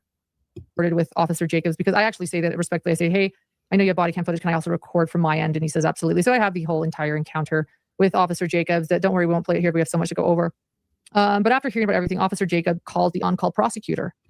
And again, she still didn't understand that the other body cam footage was going to come out, right? She thought that the body cam footage was only going to work in her favor. Not that she was going to be caught manipulating and lying behind the scenes. And took a report for stalking. And I have the stalking number here. And I point out in this declaration that the report will reflect that we had no idea that this group had eaten dinner at the same restaurant that evening, because they all said on their end that, we knew, that we must have known they were eating inside, that we picked this restaurant on purpose, that we sat by the exit. Actually, no, Lindsay walked directly out. They actually had to turn out of the exit to see, they didn't need to wait. The door was actually on the other side, and they certainly didn't need to come to our table. Some of the group did not. And that Janice was filming outside. So it was, Right. Like, you didn't need to approach Laura or Lindsay in the courtroom, right? Kind of like that. But it reflects that we had no idea that this group had eaten dinner at the same restaurant that evening. The waiter explained to us and the officer that they had been eating inside. We never went inside, so we were simply unaware that they were there. However, after that incident, my stalker made a social media video about the incident, claiming that her and her friends were defending Lindsay, my ex-producer. She and her friends, Lauren. You really got to work on your fucking pronouns and when to use them, subject, object. There's a difference. You sound like a dummy. You think it makes you sound fancy, but it makes you sound illiterate. Who did indeed receive a cease and desist from me months earlier.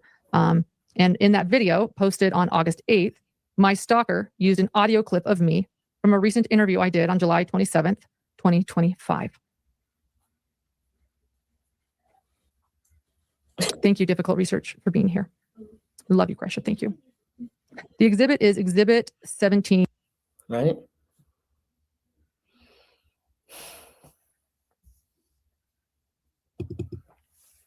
Precious says, I've thought on this quite a bit, and if I had been able to lock in and analyze this like I normally do, I definitely would have caught on a lot sooner. Well, nobody's judging you, Gresha. She had already done a lot of fucking work on you and your family, right? So, she has manipulated her gems too. She's manipulated a lot of people to see things the way she wants them to be seen. And if you were somebody that was in a friendship, whatever kind of a group relationship you want to call it, right? You wouldn't assume immediately that she was lying. So, who does that, right? Abusers will often create problems to get a reaction so that you look like the problem. She sent my friend, let's call her friend a cease and desist, and then walked right up to her to start talking. Friend A avoided her completely. They work in the same space, so overlap happens. But the rule friend A made was simple. If she talks to me, I will not speak to her back. One night, my friend, including friend A and others, are at a restaurant. They've been there for 2 hours. As they're about to wrap up their dinner and leave, ex-friend walks in and sits by the door with her assistant. It's a choose-your-own seating restaurant, and she chose to sit by the exit. A friend of mine, let's call her friend B, walks out of the bathroom and sees ex-friend and says to her, do not talk to friend A. You sent her a cease and desist, full of lies, by the way, and she does not want to talk to you. Friend B then walks away. Of course, ex-friend is like, oh, she can fight her own battles. Well, duh, she can fight her own battles, but you sent her freaking cease and desist full of untrue claims. So you're making others fight her battle. Okay. Hours later, my ex-friend goes to the police claiming my friends were stalking her, even though my friends had been at that restaurant first. Right? How is she playing this to people and they are hearing the straight up fucking logic of Christina, telling it like it is, and they are hearing poor Lauren. She's being stalked by this awful person who is articulate and actually telling the story in a much more coherent manner than Lauren is telling it. How? Yes, we all. Christina adores. Christina deserves all our adoration, and also 5:39 where I am. So she's going to be live over on Turtle Boy. They're going to be, his live starts in about 20 minutes. So I'm trying to keep track, and I'm going to end, and all y'all will be redirected over there at that time if you haven't gone already. Multiple hours had been at that restaurant first. It's like calling 911 on someone for being in the same room you just walked into. That's how unhinged this ex-friend is. Right? How do her people not hear the very fucking straight up logic of that? How? So in other words, the stalker ties herself to a group bullying campaign. Whether or not she was in town, she is letting me know that the reason they're doing this is because I sent their friend. Right. Look at that. Libby 3 says that's not what we heard and saw. Even though it's exactly what fucking happened. Right? Yeah. She primed the pump. She primed the fucking pump. Exactly. It's exactly what Megan did to the Cox family, right? She primed the pump for everybody to hate them. So that when they came, so that for them to come out and say, wait, that's not how it was. Well, too fucking late. Everybody's down with the idea that your whole family is a bunch of psychopaths. Too bad. We're not going to believe a word you say. It's what they do. It's how they do it. To, I was employed by me. I paid a lot of money to a cease and desist for. She paid her a lot of money, therefore. What's your fucking point, Lauren? You dumb bimbo. Something that has nothing to do with them. And that they're now going to, I guess, harass me and that I deserve it. I don't know. We called the police for an escort tour. How did they harass you, Lauren? Coming up and asking you not to speak to Lindsay. All you had to say was, fine, I won't speak to Lindsay. That would have been the fucking end of it. They would have gone, okay, good. See you later. They weren't there to have some big fucking screaming argument with you. They were there to say, please leave Lindsay alone. If you had said, fine, I won't talk to Lindsay, it would have been over. Our vehicle, and rightfully so. And the fact that they said stop acting like nothing's wrong says it all. What does it say, LA?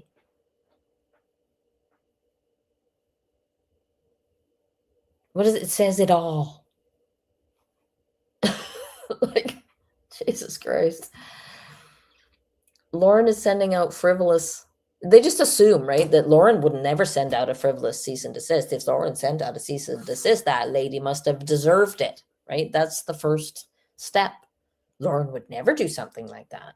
And again, the fact that they said stop acting like nothing's wrong. I don't. And thank you to the person who said stop saying I don't know what I did. Start saying I did nothing. I have not done anything. Thank you for correcting me on that. When stalking happens, I'm going to clip every single time. Remember how I did that with Trisha saying, I don't know. I can't remember. I don't recall. I don't remember. I just don't remember. Oh, I don't remember. I don't remember. I don't remember that. I'm going to clip every fucking time she says I didn't do anything. I don't know what I did. And then we'll see how many. You start to doubt yourself. Because it's propaganda, right? It's straight up propaganda.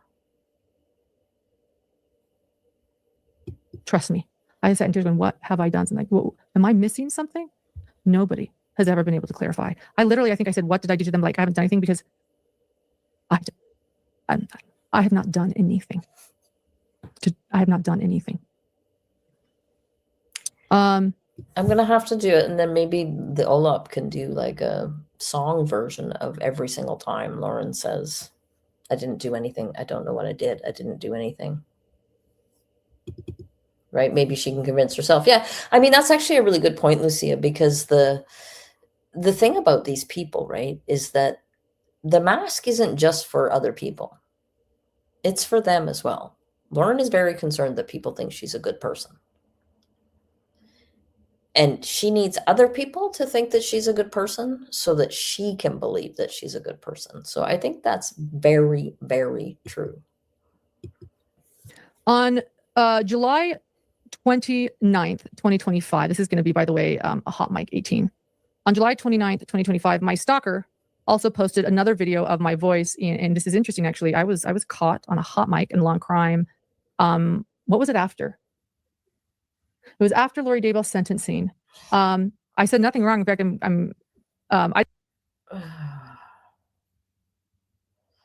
What did she do? I haven't seen this. What did she do? Something disgusting. She's trying to get ahead of here, no doubt. Didn't even think there was a hot mic. I leave it to me, not even thinking of hot mics. What I said was okay. In fact, I remember thinking after, I'm like, oh, well, I'm good. I'm safe. I'm Grayson. God, she gives herself away, right? I'm safe. Phew. Right? Safe from what? If you're this amazing, victim-centered, amazing person, what would you be so, what? Somebody caught you saying something you shouldn't have been saying? What would you have been saying that you shouldn't have been saying, Lauren? Just wondering. Is the one that you hear in the background going, hot mic. And until the moment she said hot mic, it didn't even occur to me. I was like, oh, okay. This is her TikTok. We'll watch the unedited version, the authentic version after. But here is on August 6th, my stalker publishing a video with photos. Oh, no, take that back. Right. Happy go ducky I am. Says she knows she's not a good person when you have to lie as much as she does. It's obvious they know. Yeah, but it's still, this is how they work, right? They need external validation. They cannot manufacture self-worth themselves. They can't do it. They need it from outside. So if other people think she's okay, then that means she's okay. Even though like the cognitive dissonance is something else for sure, but it's still how it works with these people. They need other people to believe that they're good so that they can believe that they're good. And that's what all the machinations are about, right?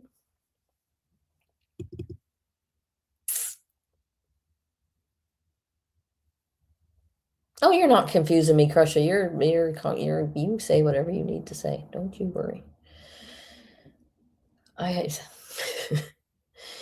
You have not done anything to be embarrassed about or anything as far as I'm concerned. These people should be embarrassed. On July 20th, this is my stalker posting another video of my voice, which is this hot mic, unedited. I noticed she likes you. She came over. And she even came to me after, and she said, thank you for being so kind to me. I noticed she was very open to me asking me anything, and she knew I was kind to her. Hang on. Yeah, hang on. I need to go back and listen to that. Sorry. I vaguely remember this, and I want to make sure I'm understanding what just happened there. I feel like it was Grayson was bragging about how she manipulated somebody, right? By being really, really nice and schmoozy to them. I think that's what just happened. But let me just go back and listen again. Sorry. 250, 224, 250, 146. Okay. Sorry. Version, the authentic version after. But here is on August 6th, my stalker publishing a video with photos. Oh, no, take that back. On July 20th, this is my stalker posting another video of my voice, which is this hot mic, unedited. I noticed she likes you. She came over. And she even came to me after, and she said, thank you for being so kind to me. I noticed she was very open to me asking me anything, and she knew I was kind to her.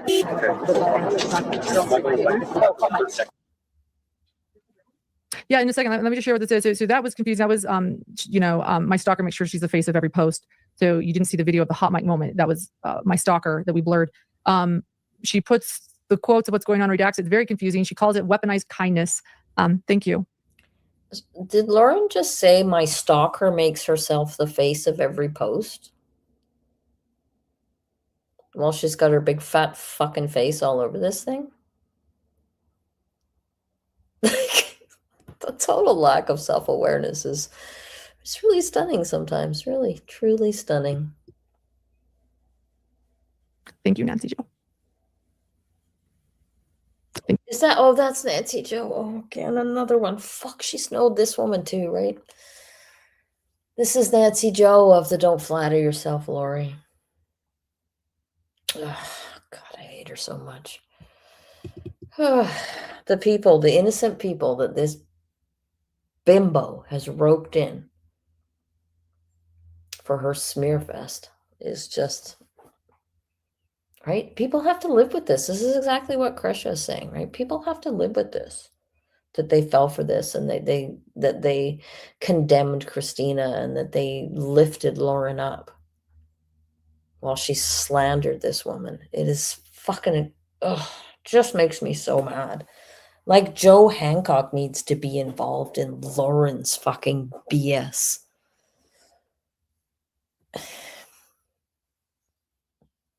How do they sleep at night? How? They take drugs. I know. That's how. Thank you. So she calls this weaponized kindness. And that was it. That's what she did edit it. We're going to watch the original Hot Mic on Law and Crime. It was after the Lori Daybell sentencing, the last one. And to be very clear, someone, I'll just set the stage. Someone, I mean, weaponized kindness is Lauren's whole thing, right? She's just pissed off at being called out for it and being caught on a mic, you know, teaching her little minion how to do it, right? Like, I mean, it's performative kindness with a means to as a means to an end. So Lauren's big, you know, she's a big fan of kindness, right? But only when it works for her narrative. Because, you know, to me, you're kind to people because that's the right thing to do. You're not kind to people because of what you might get out of them by being kind. And that's exactly what this woman has done with her performative kindness. And she does have, a lot of these people do, they have that superficial charm that allows them, and they have superficial charm, and they also have no compunction about crossing boundaries, right? They never met a boundary they didn't like. I don't think that Grayson has that. Lauren's got it. I mean, I'm not gonna lie. It doesn't come across on camera, but I think that when she's meeting these people, she's able to come across as warm and kind-hearted and concerned and all the rest of it, right? And people are, you know, victims are so vulnerable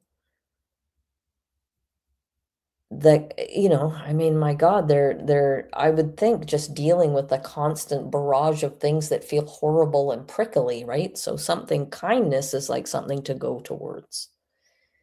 And if you were truly kind, you wouldn't employ that to bring people to you, right? You could be kind to people without crossing their boundaries, right? And exploiting them at a time when their judgment is, you know, basically not available to them. who was a trial goer, a kind girl, who I quite like. I won't say her name. She's really sweet in trials. She's sweet to everyone. And I noticed that she was actually across the room talking to Summer Shiflett, who is Lori Ballard-Daybell's sister. I actually thought it was really sweet that they were talking. I noticed that from the back. No, she actually thought that was really sweet. She noticed it from the back room. She is now looking down her nose at you, but that doesn't mean that she's a bitch. Back row where the media sat. It's a good view of everyone from the back row. And I also know, full disclosure, that Summer does not care for me. And I actually really respect that and understand. In order to be a journalist in this case, not everyone is going to like the things that I have to say when evidence. Yeah, so you didn't have to say them, right? So your understanding is another manipulation, because you didn't have to say any of that. You didn't have to invite Megan on your show and dig for dirt about the death of Summer's older sister, because it has fuck nothing to do with Lori Daybell's trial. As in nothing whatsoever. And you didn't have to do that. You chose to do it. So I would like to invite you once again, Lauren Matthias, to go fuck yourself. Evidence appears. I also, at the same time, because I'm capable of this, I have so much empathy for Summer. Oh, we're gonna have to clip this with the texts between her and Summer. The see something, say something texts, where she reaches out to say that Dr. John would like to be a friend to Colby. And she's just concerned, that's all. And if she's learned anything from this terrible, terrible case, it's that if you see something, you say something. Definitely clipping this, 254:20. Shiflett, Lori's sister, so much. I wept as I listened to her talk to Lori on recordings in the courthouse. I feel bad for Summer Shiflett. I believe that her sister manipulated her. And I cannot imagine. Look what I'm doing. I'm doing an entire live. I've been going live for almost 3 hours about what I've been through. I cannot imagine what Summer has been through. So I have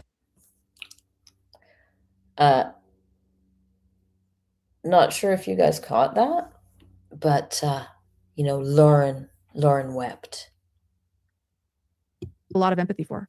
I've also had to speak some really uncomfortable truths and talk about things she does not like. And I know that some are. Again, she didn't have to. She chose to because she got her lots of clicks. And it was the Wild West of true crime back then. And nobody knew where the guardrails were. And Lauren took complete advantage of the fact that all of her viewers were very happy to have her digging for all of the ugly dirt that she could find, because none of them seemed to have any fucking guardrails either, or to think that, do we really need to invade the privacy of this family who have just lost, multiple members of their family? Do we really need to know all the gory details of the death of an infant that happened over 50 years ago? Do we really need that? Right? Lauren's trying to act like she has to ask the hard questions, right? She's the hard-hitting journalist who has to ask the hard questions, right? She's speaking truth to power. Is kind of how she's trying to frame herself, right? This principled journalist.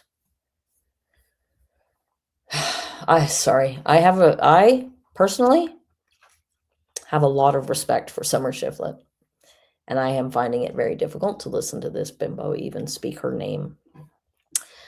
So I'm on that note. I think I'm going to just call it. I think it's like 4 minutes to 6. So I'm not going to listen to Lauren anymore. You're welcome for calling an end to this nonsense for now. Because it's almost time for Turtle Boy. For Turtle Boy and Christina. Exactly, Ancient Teapot. She thinks that look of defiance makes all of this seem true. All of it does, right? Everything, all the trappings of her story here, right?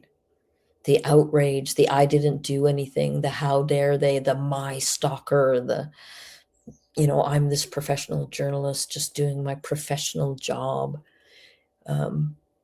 Yeah. And I extremely, extremely sorry to say that it worked. Right? It worked. So for now, chocolate covered head lice. I heard just CH. She was a broadcast journalist for 10 years, people. 10 years. I mean, she did. She did. I'm not saying she didn't. Thank you. Perfect, Stella Bella. The perfect timing. She thinks she's Barbara Walters, right? She thinks she's Barbara Walters, and she's literally the person that's just reading the news off the thing. Yeah, nice to see you, Faye Loves Nature. Glad you could make it. There's someone among our group who goes by the name Blue Margie. Is that right? I think that's the right name. And I was watching, as I was falling asleep last night, I was listening to, I don't know if any of you know Ruth Rendell Mysteries. She's a British crime author. And I was falling asleep to it, and somebody mentioned in the background the notorious criminal Blue Margie. And I was like, what? And I realized that must be who the person's name is after. Anyway, I don't think she's here right now, but she's not even Baba Wawa. She's definitely not Rosanna Dana. I'll tell you that. That's one of my favorite ever SNL skits, was Rosanna Dana doing the Barbara, where she's talking about Barbara Walters, and Barbara Walters had a drip of sweat on the end of her nose. Oh my God. Yes.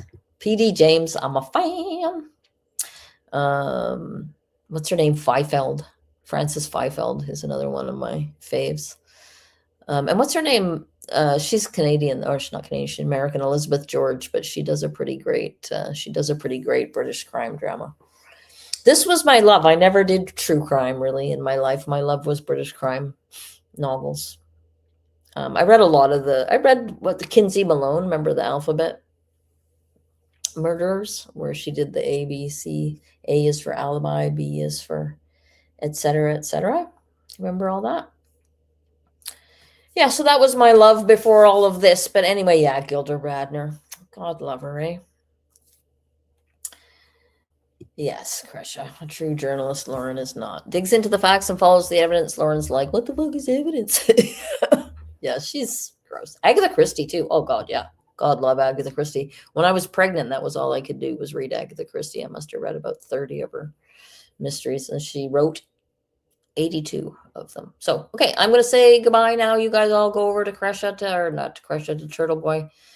Tell him Dreadful Penny sent you. And I will see everybody tomorrow at my new place for Sarah Boone fun and shenanigans. So, until then, have a wonderful evening. See you later.